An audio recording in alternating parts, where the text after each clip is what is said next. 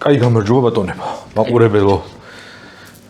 შვილებთან ურთიერთობით დაინტერესებული ხალხო. ბატონი ზაზავარდიაშვილი კოსტუმრად, ფსიქოლოგი. ჩემთვის მეუღლე მირჩია ფსიქოლოგიას ეუფლება და პრაქტიკასაც ნელ-ნელა ცდილობს რომ გამოვიდეს, მირჩია რომ საოცარი სპეციალისტი ძალიან კარგი ადამიანი არისო და რასაც მოусმინე. მე პირადად ძალიან გულდამწყდა აქამდე რომ არ გიცნობდი და ეხლა მიხარია რომ ამის შესაძლებლობა მადლობა მომეცა. გავიმეორებ ვეთანხმები გამყრელიძის არა და სახვაძეს დასკნას. ძალიან მიხარია რომ პირადად მომეცა თქვენი გაცნობის საშუალება და ის კითხვები რომელიც თქვენი საუბრისას მქონია ხოლმე პირადად მომეცა ის საშუალება რომ ეს კითხვები დაგისვათ და დარწმუნებული ვარ ჩვენ მაყურებელიც ძალიან ასიამოვნები დარჩება ამ ეპიზოდით და რაც თავარია ძალიან ბევრ რაღაცას გაიგებს რომელიც შვილებთან და მამებთან ურთიერთობაში გამოადგება. კი ბატონო, ლადო გოგოლაძეს ჩემგან ვარ. სახვაძე რა თქმა უნდა ჩვენი თავის წარდგენა სულ გავიწევთ. და სტუმრები კი არა და პარტნიორები ვთქვათ, სტუმრები ჩვენ ვართ. სტუმრები ჩვენ ვართ, ახალი პარტნიორი, ახალი მეგობარი ყავს სუთი ფოვერი, ტრადიციული ჩურჩხელა, არატრადიციული ფორმით, ძალიან კარგი ფორმით და მე უფრო ცლად ვიტყვით და რა თქმა უნდა დუგლაძეების ღვინის კომპანია, რომელიც ყოველთვის გვერდში გვიდგას და თავისი არაჩვეულებრივი ღვინოთი გვანებიღებს. კი ბატონო. კიდე გამარჯობა ბატონო და ერთ-ერთ ინტერვიუში თქვით ასეთ სიტყვები, ადამიანის მეხსიერება იმახსოვრებს იმას, რაც ემოციასთან არის დაკავშირებული. ყოველთვის ვიწყებთ ბავშვობის და ბავშვობიდან რა ემოციები მოყვებათ? მოდით ამითი დავიწყოთ ჯერ. აი სწორედ ეს არის ბავშვობიდან მოყვება ის რაც ყველაზე დიდ ემოციას უკავშირდება თვითონ მეხსიერების უკვე ფუნქციური ამუშავება ხდება მას შემდეგ, როდესაც მეტყველებას ვიწყებთ, იმიტომ რომ ჩვენ ვიმახსოვრებთ აი ასეთი ამ სისტემის კოდირებით. სწორედ ეს არის დაახლოებით 2 წლის შემდეგ პერიოდში, როდესაც რაღაცა სტრესი ხდება, ან როდესაც რაღაც დიდი გასაოცარი, ან ზედმეტად კარგი შემთხვევა მაგას ვიმახსოვრებთ. ხა ჩემი თაობის ადამიანებში ერთ-ერთი პირველი მეხსიერება იყო ტონზილექტომია, გლანდების ოპერაცია და ბევრი ამას ამბობს, იმიტომ რომ დაახლოებით მაგას აქ შეკეთდებოდა და ზეძლიერი ემოცია იყო.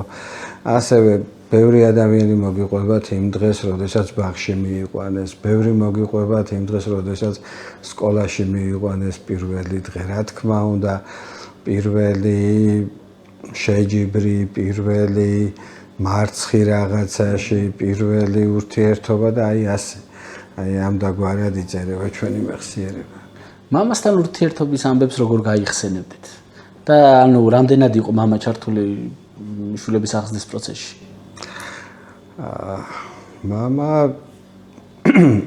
როგორც აძლევდა დროს საშუალებას იმის მიხედვით, რაც ისეთი ცოტა მაღალ თანამდებობებზე მუშაობდა, შესაბამისად მუდმივად დაკავებული სამსახურით, ბევრ შემთხვევაში საშემოსული უკან გაბრუნებულა, ისევ თუმცა აი ეგ დღეებიც მახსოვს მამასთან ერთად ტყეში წასვლა, სათევზაოდ წასვლა, პირველად სტადიონზე მამასთან ერთად ვიყავი დინამოს სტადიონი რომ გაიხსნა და რათა გახსნაზე იყავით? მაგარ თამაშზე ყოფილიყავით. ფეხბურთი დაიჭირა დომე ხადა. გაჩერდები. არ განვავრცო. ასეთი ფრაზა მახსოვს და ხშირად გამიგია ხოლმე ბატონო და აი ახლა სჭირდება ბავშვს მამა. მოდი თქვათ რა საკიდან სჭირდება ბავშვს მამა? არის ისეთი რაღაც კონკრეტული, აი ეგ მინდოდა გამიგო. დაბადებიდან ბევრი კვლევები აღნიშნულთან დაკავშირებით. თქვენ წარმოიდგინეთ ხა უკვე ეს პოლიგრაფიული ჩაწერები, ასეთი ხო გააქტიურებულია დღეს უკვე ტექნოლოგიები გვაძლევს მაგის საშუალებას. თქვენ წარმოიდგინეთ ახალშობილი ბავშვის ძილი ბევრად უფრო ღრმაა, როდესაც მამის ხმა ესმის აი იმ პერიოდში. ხო. ასევე როგორც დედის აღქმა აქვს, ასევე მამის აღქმა აქვს ბავშვს.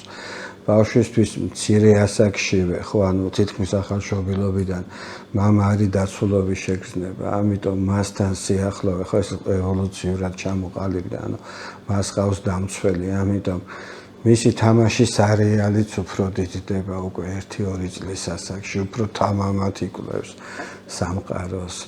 ასე რომ მცირე ასაკიდანვე აუცილებელია. დაცლობა ბრძანეთ საინტერესო რამეა და თქვათ ბავშვს არ აქვს მამასთან ურთიერთობა. გარკვეული მიზეზების გამო მიზეზებს არ დავკონკრეტდეთ. ზრდასრულ ასაკში რამე გავლენა თუ შეიძლება მოახდინოს ამან? აუცილებლად ახდენს გავლენას ეს ამაზეც ბევრი ექსპერიმენტი და ბევრი კვლევაა ჩამოყალიბებული. თვითონ ხა ჩვენი ბავშვობიდან მოვდივართ, ჩვენ ვართ ჩვენი გენეტიკა და ის აღზრდა რაც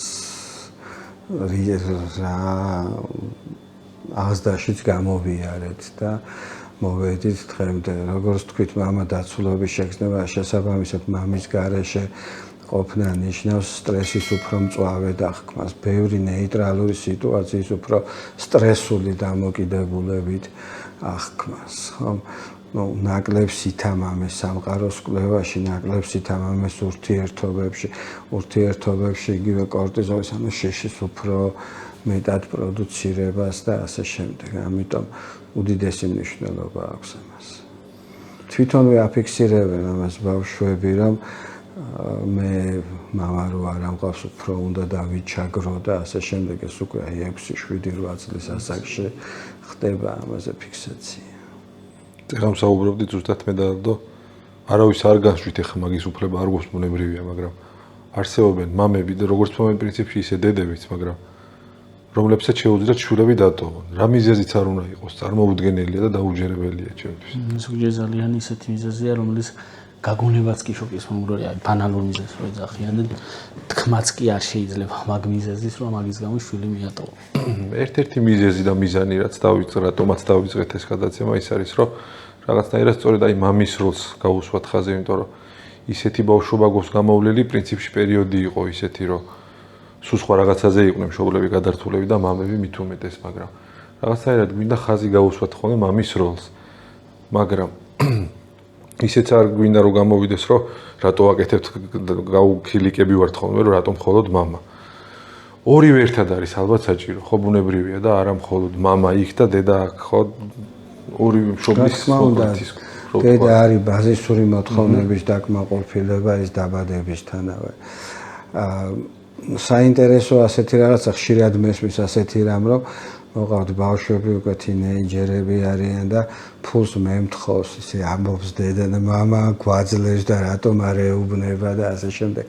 ესეც ინსტინქტია, ანუ ბაზისურ მოთხოვნებს აკმაყოფილებდა დედა, ხო, დედა იყო კვება და ასე შემდეგ, კვება სითბო და ასე შემდეგ, ხო, მამა ეს დაცულობის შეგრძნება. აქ არის მეორე ფაქტორიც, იცით, აი შენიშვნები, წინა საუბრობდით აი ამ ემოციურ კვლევაზე. შენიშვნები, მამის შენიშვნას ბევრად უფრო მწვავე და ტრაგიკულად აღიქვავს ბავშვი ვიდრე დედის შენიშვნას, ამიტომ აი ამასაც კი აქვს მნიშვნელობა, რომ შენიშვნები დედისგან ჯობია, ხო, მამისგან ნაკლებად. რატომ არის ასე მძაფრად აღსაქმებელი? იმიტომ რომ აი ისე მივდივართ იმ ინსტინქტზე, დამცველის ინსტინქტზე და დამცველი არ უნდა იყოს მისი თუკმაყოფილი. რა საინტერესო რამეა. ხო, და დედისგან თან ახლა დედასთან უფრო თავისუფლად საუბრობს ბავშვი რაღაცებს. აქაც ინსტინქტის დონეზეა, რომ მამასთან იმდენს ვერ ამბობს, რაც შეუძლია დედასთან თქვას. ხო, ანუ ამიტომ შესაბამისად უფრო ნაკლებად განიცდის და ნაკლებად ტრაგიკულად იღებს შენიშვნებს. ეს ფიზიოლოგიურად არის ადამიანი ასეთი თუ რატომ უნდა ხდებოდეს? იცით რა არის კი ეს ასეა, ასეთნაირად ვართ ჩამოყალიბებული.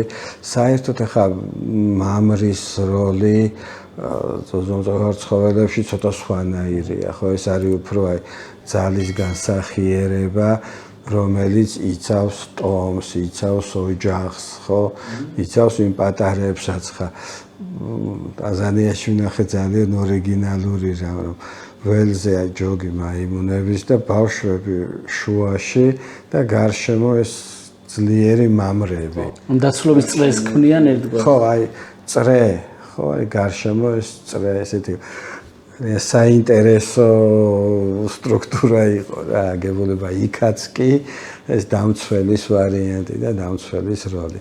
შესაბამისად ეს იყო ჩამოყალიბებული ევოლუციურადაც ასე მოდიოდა, ხო, იმიტომ რომ საომრად ასე შემდეგ მამა მიდიოდა ბავშვი დედასთან ატარებდა ამ პერიოდში დროს. ანუ როგორ ის ვიფიქრე ახლა იცით, ესე იგი დედები რო ზოგჯერ განაწყენებულები არიან ხოლმე რომ ჩემი სიტყვა არ ესმისო, ჩვეულებრივი ამბავია ესე გამოდის და მამის უფრო რო ესმის. მოვა მამა შენი და ვეთყვი ყველა. ჩვეულებრივი ამბავია, ოღონდ მამამ უმჯობესია რომ მოვა არაფერი არ უთხრეს. დედა მოაგვაროს. იგლზი ეს ცნობილი ჰოტელ კალიფორნიას ავტორები მე მარტო ექს ვიღერა ვიცოდ, მაგრამ რაღაც კითხვებს რო ვეძებდით ამ ჯგუფის სოლისტს გლენ ფრაის ასეთი ძალიან კარგი რაღაცა უთქვამს, რომ ყოველი მოზარდის ცხოვრებაში არის პერიოდი, როდესაც მოზარდი ფიქრობს, რომ სამყაროში ყველაზე ჭკვიან შვილს რატომ ყავს ასეთი უტვინო მშობლები. როგორ გააჩნეს ასეთი ჭკვიანი შვილი, ასეთი უტვინო მშობლება. როდის დგება ეს პერიოდი მოზარდის ცხოვრებაში და უდავინერვიულოთ თუ არა ამაზე მშობლებმა? როგორი მომენტია იცით ხა თვითონ განვითარება არის გაწერილი პროცესი და როგორ მიმდინარეობს. 6 წლამდე ბავშვისთვის მშობლები არიან ღმერთები. ანუ აღქმა და დამოკიდებულებაც კი როგორია იცით რომ აი თქვათ დედა ამბობს რომ თავი მტკივა, ან მამა ამბობს დავიღალე. ბავშვი თავის თავს აბრალებს, მე რაღაცა დავაშავე და დედას თავი ამიტომ ტკივა და ასე შემდეგ. შემდგომში უკვე 6 წლის მერე მოდის ამათი გათანაბრება. 9 წლამდე მთავარი შიში, გენერალური შიში ბავშვის არის მშობლის დაკარგვის შიში. მშობელმა რომ არ მიატოვოს და ასე შემდეგ. 9 წლიდან შემოდის უკვე ჩვენი გენერალური შიში, ანუ სიკვდილის შიში, რაც რჩება მთელი ცხოვრება. და მიდის როგორც აი ჩამოყალიბებული სტრუქტურით. 9 წლის ასაკში იწყება ეგრეთ წოდებული რელიგიური მისტიური ასაკი, როდესაც ბავშვები იწყებენ რელიგიით დაინტერესებას. ეს ხდება პარალელურად, ანუ სიკვდილის შიშის შემოსვლის პარალელურად. ხატავენ ეკლესიებს, პაგოდებს, მეჩეთებს და ასე შემდეგ, ხო? შემდგომში გრძელდება უკვე როგორ? თანდათანობით გადადის უკვე სხვა ეტაპზე. ანუ ეგრეთ წოდებული 11 წლის ასაკში ბევრი ფსიქოლოგი წერს, რომ არიან შუა საუკუნეების აჯანყებულის მაგვარი, იმიტომ რომ უკვე ჩდება პროტესტები, რაღაცა, თუმცა ამ პროტესტებს არ აფიქსირებენ. აი, სადღაც 12, 13, 14 წლის ასაკში ხდება საინტერესო პროცესი. მინიმუმზე ვარდება თვითშეფასება, ამას ვეძახით self-confidence-ის მინიმუმის ეტაპი. ამ დროს ბავშვები კაპიშონი, დაუბანელი, ჩაფართხუნა, ტანსაცმლი და აი ამ დროს ჩდება პროტესტი მშობლების მიმართ. ოღონდ საინტერესო რა არის, იცით რა? პროტესტი უფრო მეტად მშობლებს აქვთ ვიდრე ბავშვებს. ეგეც კი. ეგეთ ანუ შენიშვნები და პრეტენზიები ერთ-ერთი კვლევა არის ფილიპ რაისი წერია ამაზე. აღმოჩნდა რომ ბავშვებს ხო ეკითხებოდნენ მშობლებს როგორ მოგვარდეს ოჯახში ურთიერთობა. ბავშვებს ერთადერთი რაღაცა თავი დამანებოს რა ამდენ შენიშვნებს ნუ მაძლევს და მშობლები ადგენდნენ დიდ არზას ჩამოწევს, არ სწავლობს, არ იბანს, არ ჭამს, კომპიუტერშია, ტელევიზორშია და ასე შემდეგ და ასე შემდეგ. ანუ ძალიან ბევრი იყო. შემდგომში უკვე ხდება აი ამ ფაზიდან გამოსვლა. გამოსვლა ხდება და სადღაც აი 16, 17, 18 წლის ასაკში ეს უკვე უნდა დამთავრდეს.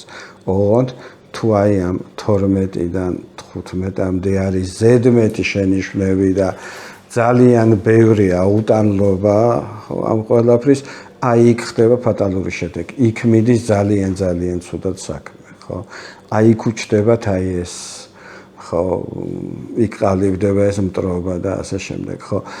უნდა გქონდეს მაქსიმალური მიმღებლობა მშობელს, ხო, მიიღოს, რომ ის გადის ამ ეტაპს. ხა დიდი ხნის წინ იყო სწავლობდი სამედიცინო უნივერსიტეტში, გვასწავლიდნენ, ძალიან მაგარი პროფესიონალები და კარგი ადამიანები. თამარ დაგანოსიძე იყო პათანატომიაში და ის გვეუბნებოდა, რომ იმდენი ცვლილება ხდება ბავშვის ორგანიზმში. ამ პერიოდში რომ არ უნდა მოვთხოვოთ მათ, რომ იყვნენ და გაჩერდნენ, ხო? წარმოიდგინეთ რა, ესე იგი ახალი ჰორმონები, რომელთანაც ადაპტაცია უნდა მოხდეს. სხეულის აგებულების ცვლილება და ამასთან უწევთ იმ საწყლებს ადაპტაცია. წარმოიდგინეთ, რამდენი რაღაცის გამოვლა უწევთ. პლუს იცვლება გარემო, ხო? თუ ადრე კლასი თანამშრომლობა იყო, სადაც მასე უწევთ უკვე კონკურენცია, ხო, საკუთარი ადგილის დამტკიცება და იქ ცალკე დიდი პოლიტიკის წარმოება. და აი ამ ყველაფერზე მოვთხოვოთ, რომ კარები რატო არ დაკეთე და რატო დაგსჩა შუქიანთებული ან რატოა, ხო, არ შეიძლება. უნდა გავითვალისწინოთ, გავიგოთ. ხო, გავიგოთ რას გადიან, ხო? აი რაში უწევთ გავლა. ხო? თან მეორე მომენტია სამყარო შეიცვალა, სულ სხვანაირი გახდა. ადრე ერთ-ერთი ფილოსოფოს ქონდა სამი გადაწყვეტილებას იღებდა ადამიანის ცხოვრებაში. ეხლა ხო ეს ბავშვები იღებენ 60 მნიშვნელოვან გადაწყვეტილებებს დღეში. ხო, ესეც, ნუ დიდი რაოდენობით ინფორმაცია. აი ასე, აი ეს ყველაფერი. როგორ გაუბრაზდი ახლა ჩემ თავზე, რამდენი შენიშვნა მაქვს ჩემი მოზარდიშვილისთვის მიცემული დღესაც ვეუბნებოდი, რომ გეოგრაფია იცოდე, კარგად თუ არ დაწერე, ქობულეთში არ გაგიშვებ მეთქი. გაუბრაზდი ჩემ თავზე ძალიან. ხო, ბუნებრივია მიფიქრია ხოლმე, მაგრამ ეხლა როგორღაც ისე გამოვიდა, რომ თქვენ უფრო დამანახეთ ესე ძაფრად ეს და სანდრო პირობას გაძლევ აღარ მოგცემ ხოლმე შენიშვნას. არა მე ძალიან გაუბრაზდი ჩემ მე თავზე. პირობას ვერ ვიცემ შენიშვნას არ ვიცემ, მაგრამ ზომიერად არის მე ვფიქრობ რაღაცები, რაზეც მაინც უნდა მივუთითოთ. შენიშვნა შეიძლება ცუდის ყოფილიყო, რომ მივუთითოთ, რომ ასე ჯობს. აი ეს, აი სწორედ ეს არის ხო დამოკიდებულება, ხო? როგორ ფიქრობ, იქნება ასე, ხო? ამაზე რას ფიქრობ ამ ვარიანტზე? ხა ძალიან დიდი მნიშვნელობა აქვს ხო ბავშვებთან, განსაკუთრებით თინეიჯერებთან როგორ ვაწვდით. ერთი ასეთი მაგალითია, კეროლ დვეკი არის ამერიკელი ფსიქოლოგი, ნუ უდიდესი ფიგურა რა დღესდღეობით. კეროლ დვეკს მიცეს რეფორმისთვის რეზერვაციის და ბრონქსის რამოდენიმე ჩამორჩენილი სკოლა რა. უნდა რაღაცა გაეტარებინა თავისი მეთოდები როგორ. გვაქვს ასეთი ძალიან ცნობილი ექსპერიმენტია ფსიქოლოგიაში დასავლელი უსუსურების ექსპერიმენტი სალიგმანის ექსპერიმენტი ქვია ამას.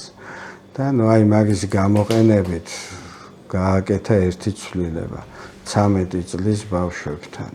აი ამ ჩამორჩენილ სკოლაში მასწავლებელი F-ის ანუ ორიანის მაგივრად ბავშვებს უწერდა not yet. ხო, აი ერთი მარტივი ფრაზა. რა მოხდა იცით?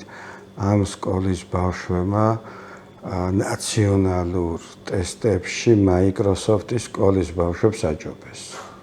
ხო, აი აუ მოდი თან გავმარტოთ რას ნიშნავდა რა, რომ მაყურებლისთვისაც გასაგები იყოს. ის შეფასება. აი ერთი მარტივი სიტყვა, ხო, F-ი არის მინიმალური, ანუ ჩაჭრის ფულა. ხო და ჯერ ვერ შეძლო. ხო, ანუ ეს უკვე იმას აპროგრამებს ბავშვში, რომ ჯერ ვერ შევძლი, ეს ნიშნავს, რომ მე შევძლებ. და უკვე აი ასე პროგრამირდება. ხო, მეორე ექსპერიმენტით ისევ ამ კეროლ დვეკის იყო ასეთი, რომ ბავშვებს ხო რამდენი ჯგუფი, ერთ ჯგუფს აძლევდა დავალებას და აქებდნენ. მეორე ჯგუფს არ აძლევდნენ შეფასებას, მესამე ჯგუფს ბავშვებს 25 ბავშვიანი ჯგუფი იყო.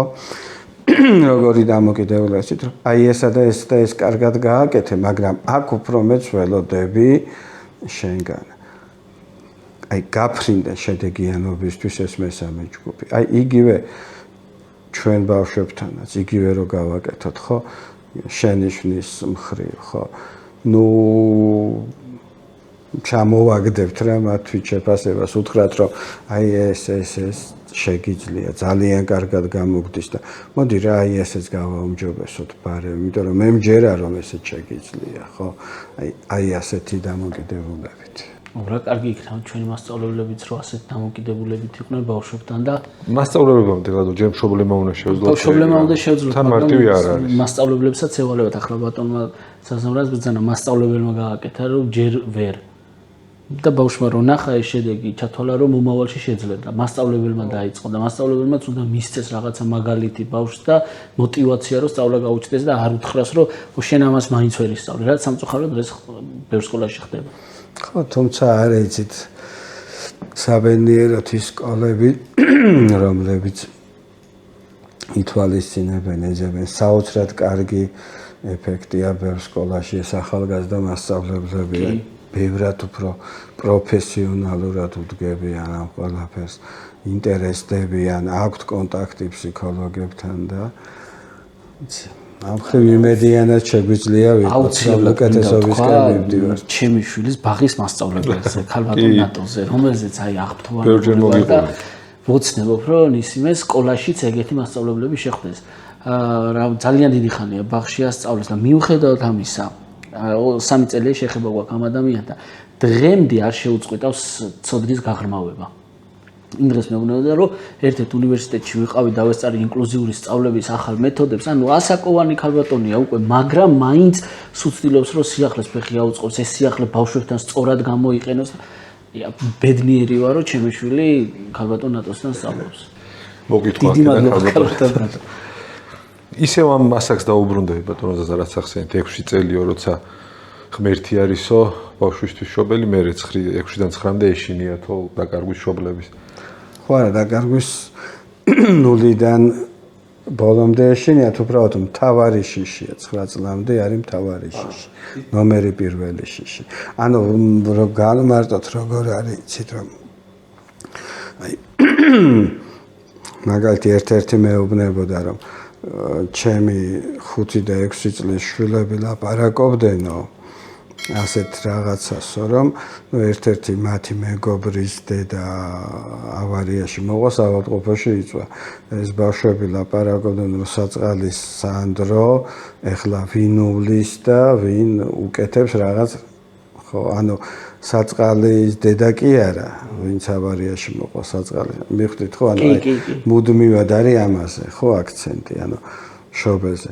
მერე რა თქმა უნდა, მერეც არის მშობლის დაკარგვის შიში, უბრალოდ პირველ ადგილზე გამოდის ის გენერალური შიში, რაც ჩვენ ყველას გვაქვს. აი აქედან იწყება უკვე დიდობის სტადიაში. ხო და კითხვა მინდოდა დამესვა, რომ უფრო აი ამ პერიოდებს რო ჩაუღრმავდეთ, თქვათ 6 წლამდე როგორ ჯობია რო იყო მშობლები, თუ შეიძლება რაღაც თუ ძალიან ვრცელი პასუხი არ გამოვა და მოხერხდება პასუხის გაცემა, რო გითხრათ აი ამ წლამდე როგორ უნდა ვიყოთ უმჯობესი როგორ არის შვილებთან ურთიერთობა როგორ უნდა გქონდეს ამ პერიოდში როგორ ჯობია შვილებთან ურთიერთობა იქნება ესეც გითხრათ რა.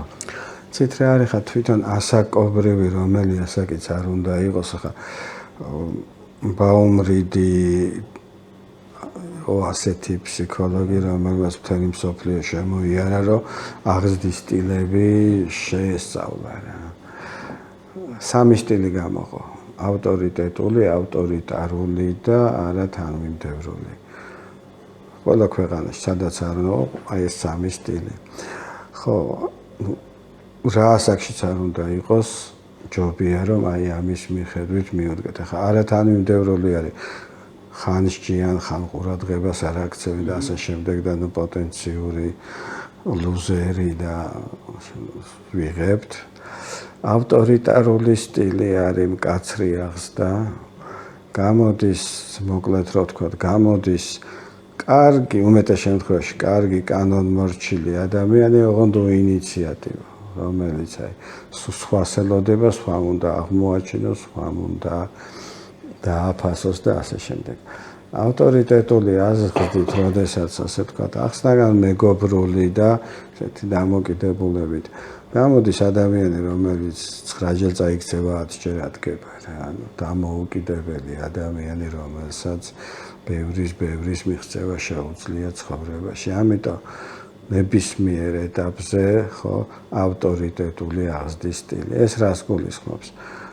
განმარტებები, მეგობრობა, ყოველგვარი მაღალი ემოციების და ბავშვებთან რა თქმა უნდა დასჯების და გარეშე მათ მიმართ სწორი ემოციების გამოხატვა, ყურადღება მივაქციოთ იმას, რომ არა როგორც აი ესე ვთქვათ, აი ისეთ ადამიანთან მიდგომა, რომელსაც უნარი არ აქვს, ანუ მოთმინებით მიდგომა პიროვნებასთან, დაბადებისთანავე, ხო, რომელსაც უნდა რაღაცეებს ვასწავლოთ.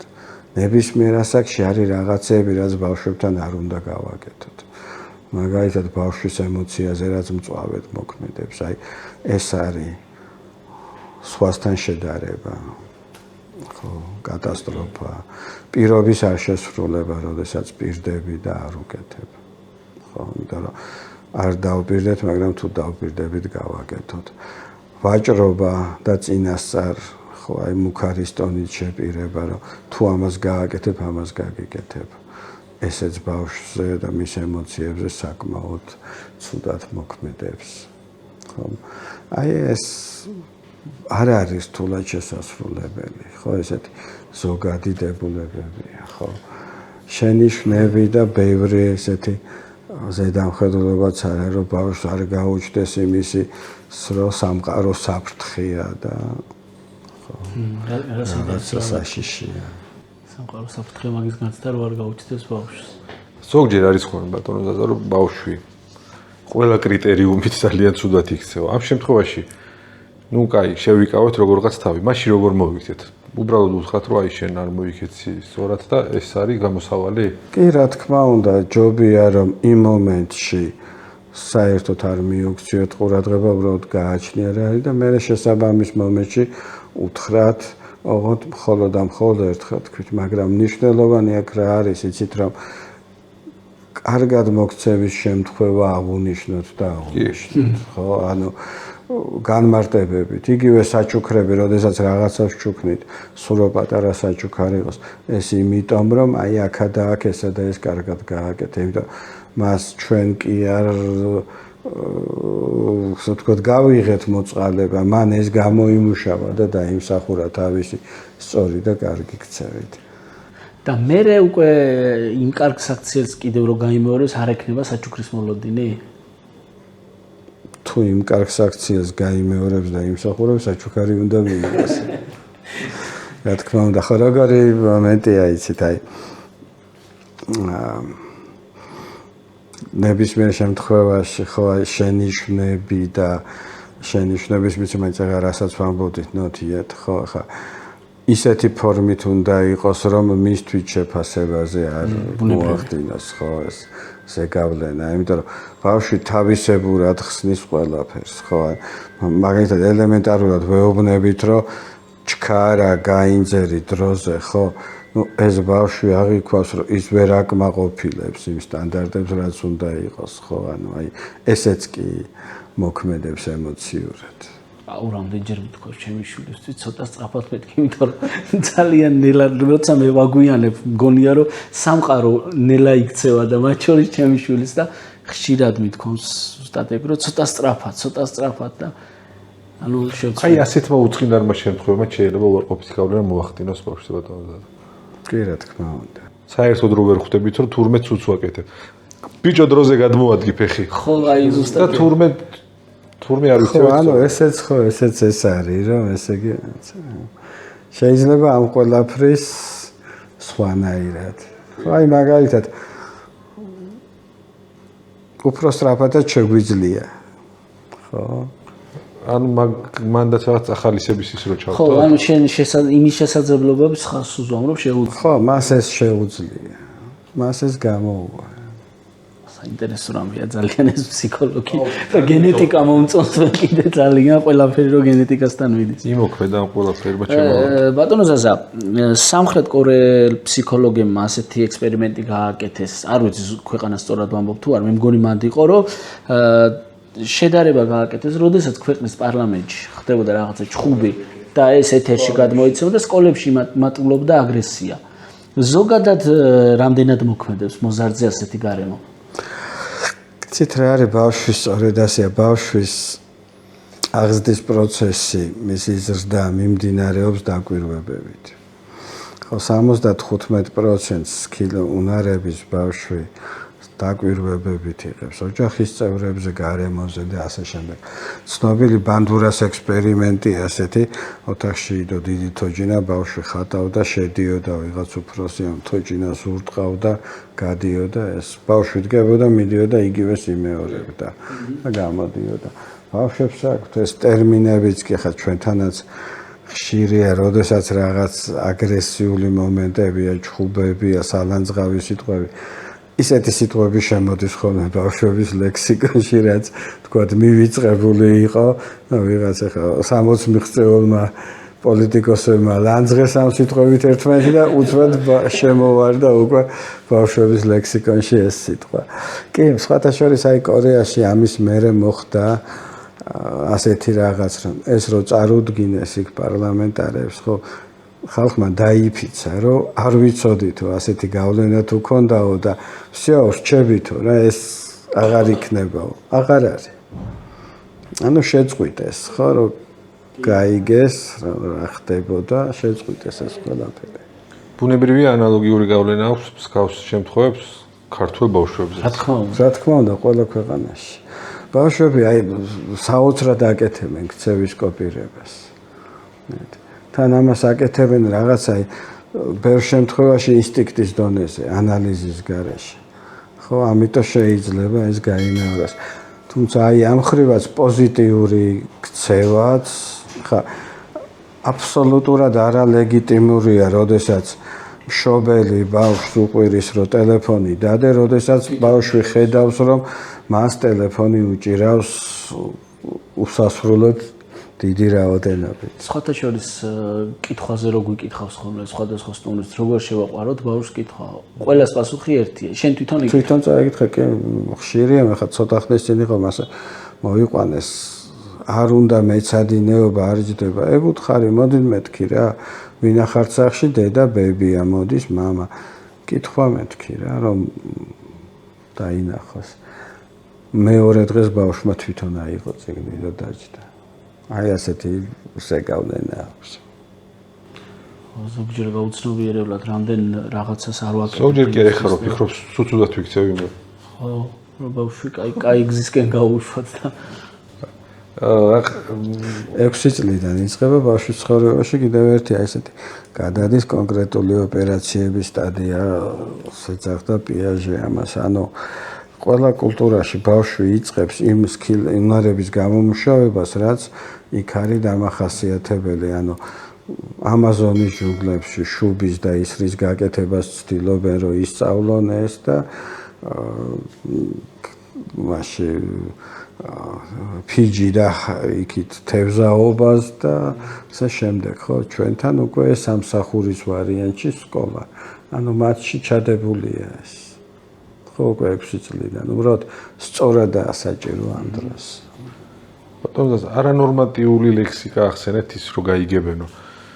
ძალიან გაჯერებულია სოციალური ქსელები უშვერი სიტყვებით და ბილ სიტყვებით, რასაც უსმენენ ბავშვები და სამწუხაროდ ვერ ვაკონტროლებთ. მშობლის დანაშაულია, ბუნებრივია პირველ რიგში რო აყურებინებს ამას, მაგრამ მაინც ახერხებენ, გინდა არ გინდა როგორც არ უნდა დაიცვა. ძალიან ბევრ ბილ სიტყვობას უსმენენ.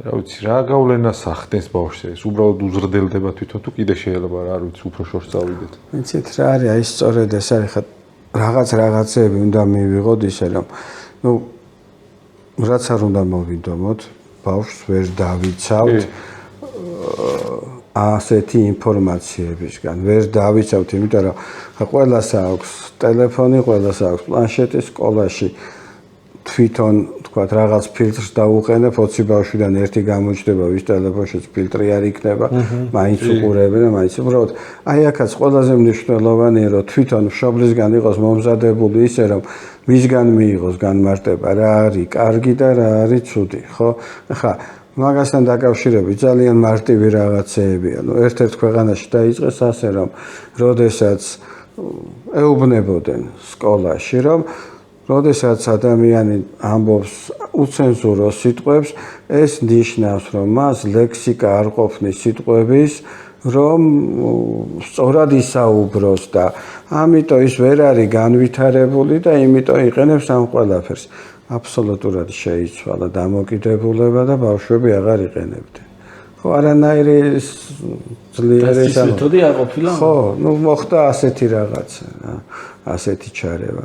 იგივეა სხვა რაღაცეებთან დაკავშირებით, აგივე აღზრდა, სექსუალური განათლებას და ასე შემდეგ. ვერ დავიცავთ რაღაც ინფორმაციისგან, ამიტომ ინფორმაციას სწორად მივაწოდოთ. ჩვენ მივაწოდოთ და სწორად მივაწოდოთ. და ვეცადოთ ვიყოთ მეგობრები, რომელთანაც ისაუბრებენ და ყველაზე მეტად იქნება ბავშვი დაცული ამ დროს. ისე ვიქმნივართ, რომ მეგობრები უნდა ვიყოთ შვილებთან და ვესაუბროთ რაც შეიძლება მეტი რომ ის ინფორმაცია რომელსაც მეგობრისგან ხშირად ინტერნეტისგან იღებს და ინტერნეტიდან იღებს და არის აბსოლუტურად შეუზღუდავი და ხშირად არასწორი მიიღოს ჩვენგან და მიიღოს ხო რა თქმა უნდა ვიყოთ მათთვის ის ადამიანი ვისთანაც გაიგო რაღაცა ინტერესებს ვისთანაც მივა და ყოველგვარი პრობლემის გარეშე ეცოდინება რომ მამა დედა მიაწვდის სწორად ინფორმაციას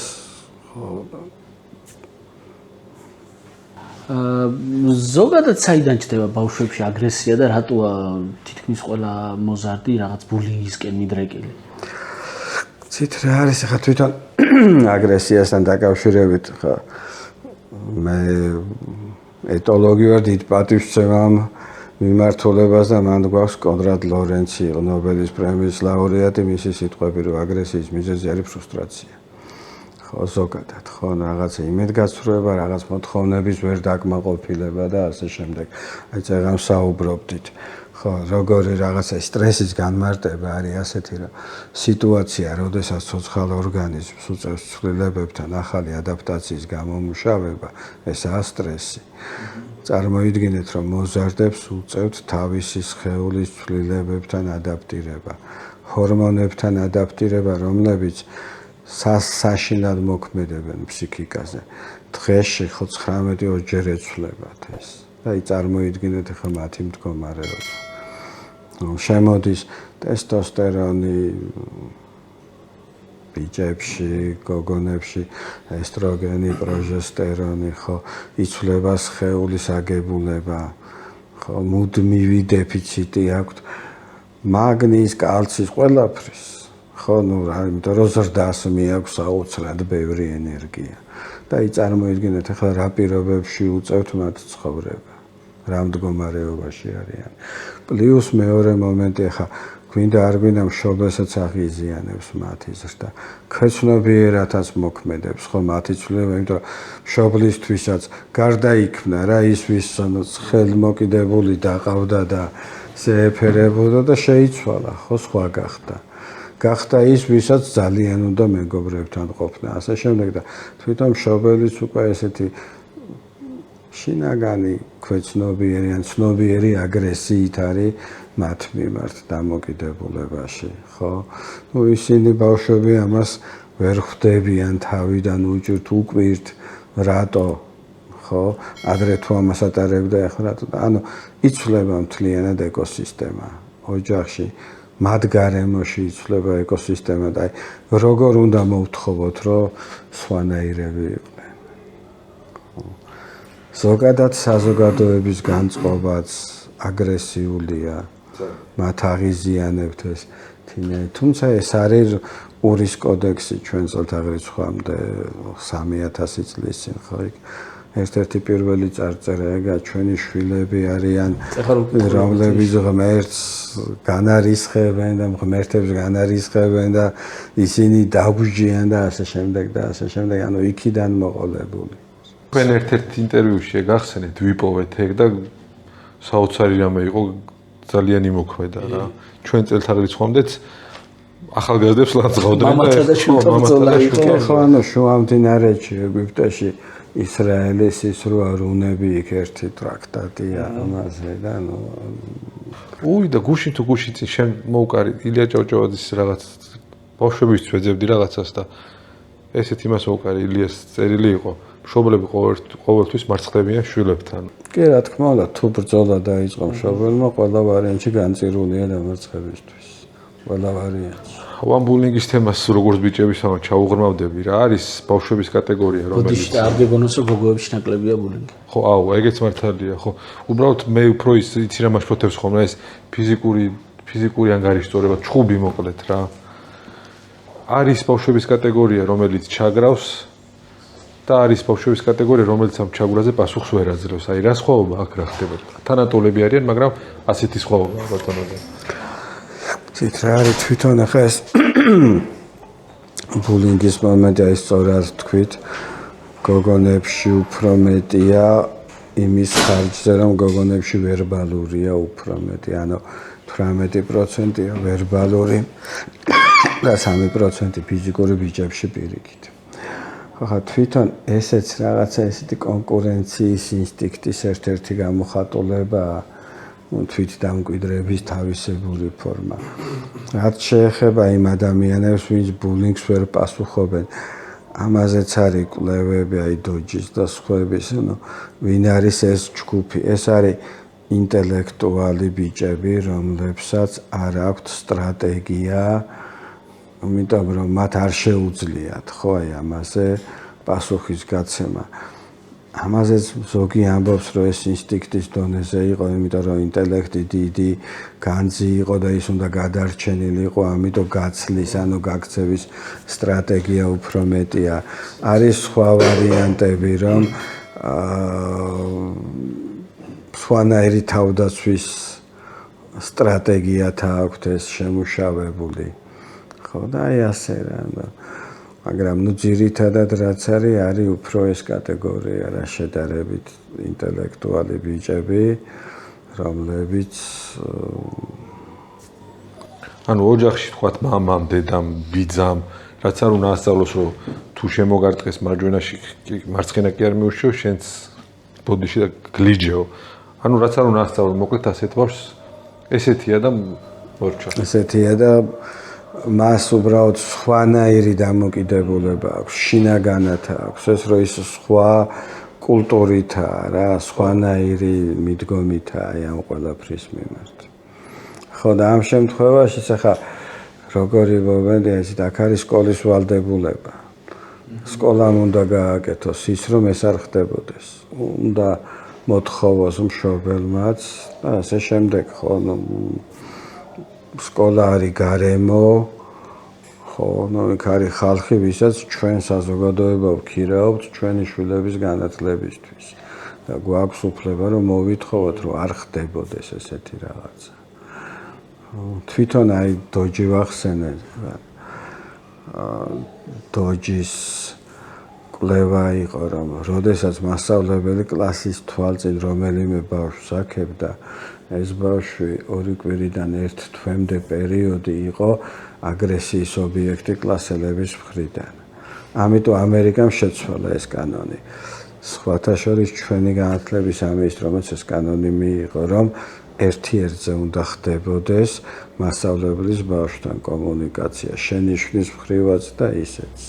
კი, შეფასებაც მეილზე მოდის ხოლმე ახლა ხშირად და სკოლაში აღარ ხდება. ხო, აღარ უნდა ხდებოდეს კლასის თვალწინ. ასე რომ ვსწავლობთ ნელ-ნელა ჩვენც და მივიდივართ წინ. ყავს ზუსტად თვალწინ დამიდგა ჩემი ბავშვის სკოლის დროინდა, ჩემი ბავშვობის.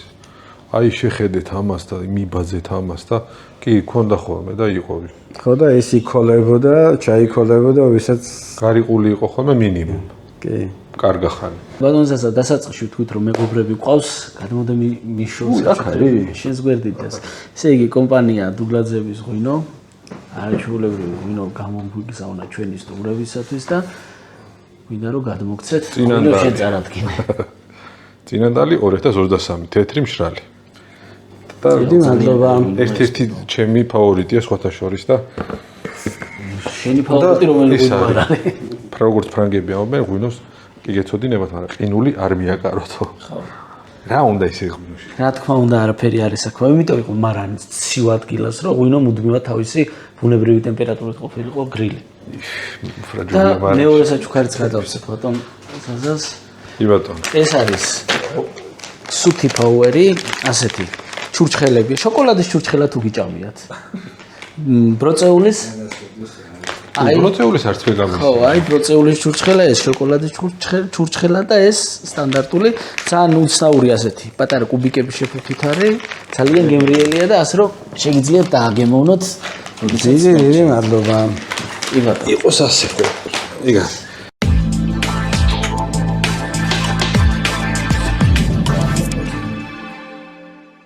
ჩემი შვილი მიდის ახლა სკოლაში. ხო. სექტემბერში მიდის სკოლაში და აბსოლუტურად ეცვლება გარემო ძალიან მნიშვნელოვან ნაბიჯს დგამს. როგორ უნდა მივხვდეთ მშობელი, რომ ჩვენი შვილი მზად არის სკოლისთვის? იცით რა არის სკოლისთვის? ან როგორ შევამზადოთ? ან როგორ შევამზადოთ კი ბატონო? ხო, სკოლას როგორც თქვით, ხო, დაახლოებით 5.5-6 წლის ასაკიდან ბავშვი თვითონ გადადის უკვე კონკრეტული ოპერაციების სტადიაზე და მასში ეს ჩადებულია, რომ მან ახალი უნარები უნდა ისწავლოს, უნდა შეითვისოს. ეს მასშია. უბრალოდ თავარი არის მშობლების მხრიდან, რომ არ შევაძულოთ ეს ყოველივე. რაც შეეხება თვითონ სკოლა და სკოლის მზაობა. სკოლა ამ ყველაფრის გარდა არის სოციალური გარემო, სადაც მისი სოციალიზაცია უნდა მოხდეს. ესეც უმნიშვნელოვანესი რამაა, იმიტომ რომ ჰოვარდ გარდნერის წარმატების ფორმულები რო არის, რაც ყველაზე ისეთი გავრცელებულია, ხო, სწორედ ამაზე აქცენტი, რომ პიროვნებად შორისი უნარები თუ არ გამოიმუშავა, აზრი არ აქვს არც სწავლას, არც განათლებას და არც სხვა რაღაცებს. მეორე რაც მნიშვნელოვანია, დროის მენეჯმენტი. ხო, როგორც აღმოჩნდა და როგორც კვლევები ამბობენ, ადამიანების მხოლოდ 18%-ს აქვს ეს დროის მენეჯმენტის გამომუშავების უნარი. ხო, ესეც ძალიან მნიშვნელოვანია. და მესამე ფაქტორი რა არის, რომ არ უნდა მივანიჭოთ მის სწავლას ესეთი ძალდატანების ხასიათი. ბავშვს თვითონ აქვს ის მექანიზმი, რომ თვითონვე ისწავლოს. ამიტომ მაქსიმალური დამოუკიდებლობა თავიდანვე თუ გთხოვა, მაგ შემთხვევაში ვეხმარებით. დანარჩენის ჩამაბარე, ხო ეს საშინაათ მოქმედებს ძალიან ხშირია იცი ჩემთან შემთხვევები, რომ დაამთავრეს არაჩვეულებრივი ესეთი პრესტიჟული სკოლები, წარმატებით ჩააბარეს ევროპის და ამერიკის უნივერსიტეტებში და არიან ადამიანები, ვინც გამოუშვეს იქიდან. გამოუშვეს, რა ბევრ უნივერსიტეტში არის, რომ ყველა გამოსდა შეიძლება კარგად ჩააბარო, მაგრამ GPA გქონდეს დაბალი და არ გაგაგრძელებინა. ბევრი რას ამბობს იცით, რომ არ იყო დედა, რომ ეთქვა, რომ კომპიუტერი გამორთე, ან ტელეფონი გადადე და ასე შემდეგ. როდესაც ასეა, ანუ ეს მშობლის აქტიური ჩარევით არის ეს სასწავლო პროცესი, ამით ხელს უშლით, რომ მან ეს time management-ის, დროის მენეჯმენტის უნარები გამოიმუშავოს. და მეორე, სწავლა მისთვის არის მასზე ძალდატანების მეთოდი და მეტი არაფერი. ხო, ამიტომ აი ესეც არ უნდა ხდებოდეს. აი ჩემი უფროს გოგონას ხშირად აქვს ხოლმე სურვილი რაღაცას რომ ისწავლის, მოვიდეს და მოგვიყვეს. და სიამოვნებას იღებს იმით, რომ თავის ნასწავლის პრეზენტაციას ჩამოუყალიბი ალბათ იგი. ხო, თორე ჩარევა ეხლა მერვე კლასში გადადის და მართლა არასოდეს არ ჩავრეულვართ, არც მე და არც ჩემი მეუღლე დამოუკიდებლად მეცადინეობს. მაგრამ როგორც პრეზენტაცია უყვარს. კი, თუ თვითონ აკეთებს თავისი სურვილი და თვითონ თხოვს დახმარებას, უნდა დავეხმაროთ, რომ იცოდეს, რომ ის გვერდით ავართ, უბრალოდ ძალდატანების ფორმა არ უნდა გქონდეს აი ამ. ეგ ფუფუნება ბევრ მშობელს არ აქვს ამ აუ მე მართლა ბედნიერი ვარ, რომ პირველი კლასიდან ნენეს ერთი დღე მერვე კლასში გადადის ერთხელ. რა თქმა უნდა, ყოფილი შემთხვევები როგორც ბატონ თასალიცანა რაღაცა საგანში ვერ გადაულახავს და დავხმარები ვართ, ოღონდ ესეც ყოფილა ნენეს სურვილით. თქვენ ინტერვიუებში ბევრი ჯერ ახსენეთ ხოლმე ადაპტაციის უნარი, რომელიც აუცილებლად უნდა ჰქონდეს ადამიანს და მოზარდს და ასე შემდეგ. არ ვიცი, როგორ უნდა განუვითაროთ ეს იქნებ, გითხრათ თეორიულ სიტყვით, ვიცი რომ ცოტა დრო დაგვშვა ძალიან. ცით რა არის აი სწორედ ეს არის, რომ კანონებით გვაქვს, რომ წარმატებას აღწევს არა ძლიერი და ჭკვიანი, არამედ ადაპტირებადი. ხო, კი, ეგ სიტყვები მახსოვს. აი ეს არის მთავარი, რომ მან თვითონ შეძლოს აი ამ ცვალებად სამყაროში, ხო, ახალი გარემოებებთან და ახალ გარემოებებთან შეეძლოს საქმის დაჭერა, შეეძლოს აი ამ ცვლილებებთან დროზე ტრანსფორმირდეს თვითონაც, რომ აი ადაპტაცია მოახდინოს. აი სწორედ ეს დამოუკიდებლობა, მაქსიმალური დამოუკიდებლობა ქმნის ადაპტაციის უნარს. მეორე კი არ გადავეფაროთ, ხო, მას მივცეთ საშუალება, რომ თვითონ რაღაცების დემონსტრირება მოახდინოს. გვეხმარება ამაში სპორტი, ხელოვნება და სხვადასხვა ესეთი სოციალურ გარემოებში მისი ყოფნა. დრო აი ისეთი არის, სულ დედაჩემის და მამაჩემის ის მახსენდება ხოლმე. რომ მეუბნებოდნენ, აი გახდები მშობელი და მე მიხვდებიო. ეხლა ხვდები რამდენად რთულია მშობლობა, მაგრამ დრო არის ისეთი, რომ ესე თავისუფლად ბოლომდე მიშვება, ძალიან მეშინია სიმართლე რომ ვთქვათ. კეთ რა არის ხო თავისუფლად მიშვება კი, ნამდვილად დღესდღეობით ეზო და ისეთი გარემო, სადაც ბევრი მაცდურია, საშიშია. თუმცა ისევ რომ ვთქვათ ხო, როდესაც აქვს სწორი კომუნიკაცია მშობელს და შვილს, როდესაც მშობელს შეუძლია ელაპარაკოს, ხო, ისე რომ მშობელმა არ გამოხატოს ზედმეტად ეს ნეგატიური რაღაცა, ბავშვი მაინც დაცულია. მაინც უზრუნველყოფილია აი ამ დაცვის სისტემით. ხო, რაც შეეხება თვითონ მიშვება თუ ბავშვს უნდა რომ რაღაცა, ესეთი დესტრუქციული ან სხვა რაღაცა მოახდინოს, ხო, რანაირი შემოღობაც არ უნდა გავაკეთოთ, ის მაინც მოძებნის, იმიტომ რომ ის ახალგაზრდა, მისი ტვინი უფრო სწრაფად მუშაობს, მისი ტვინი უფრო კარგად მუშაობს და უფრო კარგადაა შეჩვეული თანამედროვე ტექნოლოგიებს და ასე შემდეგ. ხო, აი უბრალოდ ეს არის მთავარი, რომ მას არ ქონდეს ამისი სურვილი. 90-იანების ბავშვობა მაქვს გამოვლელი, კარგად მახსოვს ნარკოდამოკიდებულების მქონე ადამიანების, კარგად მახსოვს მარიხუანა როდის გავსინჯე პირველად და ეს ყველაფერი რომ ახსენდება, კი ეხლა 90-იანების მსგავსი სიტუაცია ნამდვილად აღარ არის, მაგრამ ყოველ შემთხვევაში მაცდური ხალხი ბევრი ყავს გარშემო და ნარკოდამოკიდებულებას შევეხოთ ლადო რა, რადგან გადავწყვიტეთ რომ ამას რაღაც რეგულარული სახე მივცეთ, ბატონ ზაასაც მოვუყვეთ, სურა სიხარულიძე ჩავწერეთ ამას წინათ, ნარკოლოგი. და შევთანხმდით მე დალდო რომ მუდმივად ვისაუბროთ ამაზე, რომ არ ვიცი, საუბრითი რაღაცა იქნება მაინც გამოგვივიდეს და ყველა გადაცემაში ვახსენებთ ნარკოდამოკიდებულების ძალიან ცუდ მხარეებს და შედეგებს. კი ბატონო, პირველ ნარკოდამოკიდებულების თემაზე კოკაინზე ვთქვათ, რომ თურმე გაცილებით სამჯერ მეტი მსხვერპლი გამოუწევია კოკაინს, ვიდრე ნებისმიერ სხვა ნარკოტიკს, მიუხედავად იმისა, რომ ვითომ ამბობენ, რომ კოკაინის მოხმარავე შედარებით უსაფრთხოა. ანგრევს, ანადგურებს და მეც გამიკვირდა ეგრევე ვიცოდი, რომ რაც წავიკითხეთ ხოლმე. რაც თავარია, ლეტალობა გაცილებით მაღალი ვიდრე ნებისმიერ სხვას. და ყველაზე უცნაური რაც გავიგე სულ რამდენიმე დღის წინ ბატონო ზაზა, ყოფილა რაღაც სახელი კი მახსოვს, მაგრამ არ ვიტყვი, რაღაც აბი რომელიც უნდა მიიღო როგორ თურმე იცით, რამდენიმე დღე და რამდენიმე ღამე არ უნდა დაიძინო, არიან ადამიანები 3-4 დღე ღამე სპეციალურად არ იძინებენ, მერე იღებენ ამ აპს და რა ემართებათ არ ვიცით, არც ვინა ვიცოდე, მაგრამ შედეგი პერსპექტივაში ძალიან ცუდი იქნება, მაგაში დარწმუნებული ვარ და არ ვიცი, ბევრი თაობა დაღუპა ნარკოტიკმა და ნარკოდამოკიდებულებამ და იმედი მაქვს ჩვენ შვილებს დავიცავთ ამ ძალიან დიდი უბედურებისგან. თვითონ ამ მე ნარკოლოგიის სპეციალისტი არ ვარ, უბრალოდ ერთი რაღაცაა, რომ ყველა ნარკოტიკი რაც არსებობს, გარდა ჰალუცინოგენისა, ხო, რას წარმოადგენს? ალკოჰოლი, მარიხუანა მოქმედებს დოფამინზე და სეროტონინზე, ანუ ჩვენ ორგანიზმში არსებული დოფამინის და სეროტონის გამოწყორცნას, ხო? ოპიატები ანაცვლებენ ენდორფინს, ანუ ესეც ჩვენი ორგანიზმის ნივთიერებას ენდორფინს. ბევრი მათგანი მოქმედებს დოფამინზე.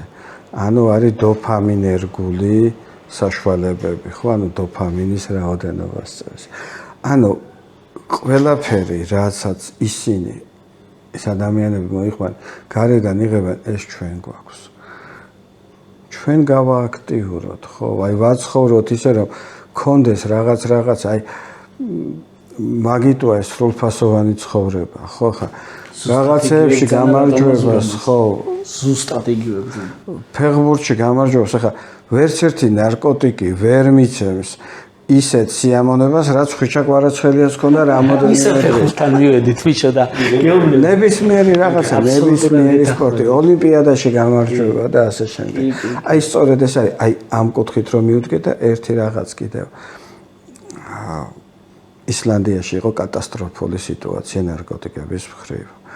ისე დონეზე, რომ სტენფორდის უნივერსიტეტს თხოვა ისლანდიის მთავრობამ, რომ რაღაცა გვიშველეთ, რაღაცა პროგრამა გაგვიკეთეთ, რომ ჩავაცხოთ. მერე იყო დიდი არეულ-დარეულობა. პროგრამა ჩაუტანა სტენფორდმა, რომ ბავშვები 14-დან 18 წლამდე მივიდნენ შემოწმებაზე, ხო, ნარკოტიკი, ალკოჰოლი, სიგარეტი და ასე შემდეგ. ჩააბარონ თვეში ერთხელ, არა აქვთ 100 ევრო მიეცით და გამოუშვით. პლუს რაღაცა ბონუსები იყო თუ სპორტში თვეში 20 დღე ექნებოდა და ფინანსური ბონუსები რა. რა მოხდა იცით, რომ დაიწყო სკეპტიკურად იყო მთავრობა განწყობილი. იცით რა მოხდა ისლანდიის ნაკრები ფეხბურთში საუკეთესო გახდა, კალათბურთში საუკეთესო გახდა და ნარკოტიკის მომხმარებელს ვერ ნახავთ ისლანდიის ტერიტორიაზე. აი ამ ასაკის ადამიანებში. ხო? ჩაანაცვლა ამ ხალხმა. ხო, ან რომ მიიღო რაღაცა მიზანი. 15 წლის ბავშვმა რომ ნახა, რომ მას ცხოვრებით, სწავლით, სწორი ცხოვრებით შეუძლია მიიღოს ფინანსები, რითიც შეყვარებულს დაპატიჟებს სადღაც. მოაგროვებს და სამოგზაუროდ წავა ინგლისში ან გერმანიაში, ხო? ასე შემდეგ, ხო? აი ამითი ისწავლა სიამოვნების მიღება. იგივე თხილამურებით, რაღაცით, ხო, ანუ რომ ჩაანაცვლა ეს ნარკოტიკები. კარგი ჩანაცვლებითი თერაპია ყოფილა. რა თქმა უნდა, შესანიშნავი. ძალიან ბევრი კითხვა დაგვრჩა და ვერ ვასწრებთ ბატონო ზასმეტი დრო აღარ აქვს, მაგრამ ამისთვისაც უღრმესი მადლობა. ბატონო და მგონია რომ როგორი გადაცემა გამოიწილა და ბევრჯერ რომ უყურებ და სულ ახალს რო გაიგებ. მე ასე ვფიქრობ და სახელმძღვანელოდაც შეიძლება გამოგვადგეს. უღრმესი მადლობა. ძალიან დიდი მადლობა, რომ დრო დაგვითმეთ. დიდი მადლობა ჩვენს მეგობრებს დუგლაძეების ღვინის კომპანიას და სუთიფოვარს. დიდი მადლობა თქვენ. და რა თქმა უნდა, დიდი მადლობა ჩვენ მაყურებელს, რომელმაც დარწმუნებული ვარ გამოიწერა უკვე ყურების ჩვენი არხი. გამოიწერა არხი. მაგრამ თუ არ გამოგიწერიათ, აუცილებლად გამოიწერეთ, ძალიან მარტივია თქვენთვის და ჩვენთვის დიდი მხარდაჭერაა. ძალიან დიდი მადლობა. აბადროებით. ძალიან დიდი მადლობა. ბატონო 2 თვის მერე, 3 თვის მერე, 4 თვის მერე კიდე შეგაწუხებთ თუ შეშ. კი ბატონო, არ არის პრობლემა.